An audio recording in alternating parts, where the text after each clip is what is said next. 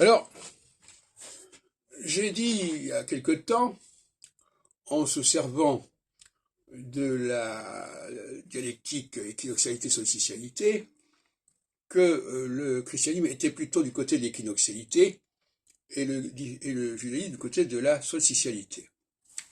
Et effectivement, c'est vrai que l'équinoxialité, c'était un peu une sorte de vulgarisation de la solstitialité, mais en même temps un appauvrissement quelque part, mais un appauvrissement où le qualitatif est remplacé par le quantitatif quelque part. Donc certains diront c'est pas du tout un appauvrissement, puisque pour beaucoup de gens le quantitatif est plus valable que le qualitatif. Bon. Par exemple, on va nous dire l'anglais c'est une langue très riche, en oubliant que cette richesse, elle est le prix d'une bâtardise, d'une hybridation, d'une créolisation. Et bon, alors effectivement, c'est plus riche parce que c'est plus divers, etc. Bon. Voilà, donc effectivement, de ce point de vue-là, c'est assez simple. D'un autre côté,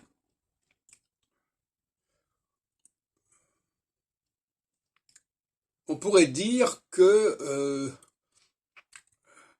on est passé effectivement du petit nombre au grand nombre, hein, en passant du judaïsme au christianisme. C'est comme ça. Il y a un centre qui est très concentré, c'est le cas de dire, et pendant la phase solstitiale, et puis à un moment donné, ça va s'ouvrir, etc. Bon, c'est le passage du judaïsme au christianisme. Maintenant, il est évident que ce phénomène est réversible, puisqu'il y a toujours un moment donné où on repasse de l'équinoxialité à la solstitialité. Bon. Et le problème, si vous voulez, d'une manière générale, c'est que beaucoup de phénomènes qui devraient être réversibles ne sont pas réversibles, n'ont pas été respectés dans leur réversibilité pleinement, ne serait-ce que par la reconnaissance de ce qu'on doit à la source première. Et aussi parce que l'équinoxialité tend vers une sorte de fin des temps. Alors qu'en réalité, il s'agirait plutôt d'une cyclicité. La fin des temps, ça permet de